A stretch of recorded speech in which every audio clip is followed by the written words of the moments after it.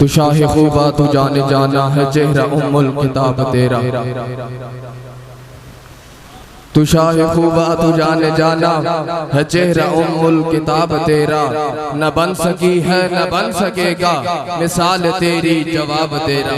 और शायर कहता है कि जर्रे जर्रे पे निगाहों को बिछा रखा है। क़िबला पीर साहब तशरीफ फरमा है, इंशाल्लाह हमारे मेहमान भी तशरीफ लाने वाले हैं, करीब इंशाल्लाह तशरीफ लाएंगे।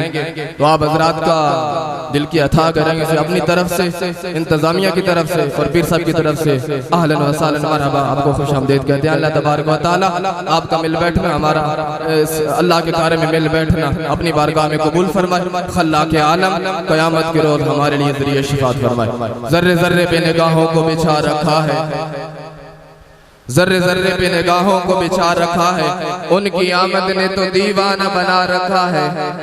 जर्रे जर्रे पे निगाहों को बिछा रखा है, उनकी आमद ने तो दीवाना बना रखा है। और भर दे मेरे आका मेरी झोली भर दे, अल्लाह ने आपको मुख्तार बना रखा है। भर दे मेरे आका मेरी झोली भर दे, अल्लाह ने आपको मुख्तार बना रखा है।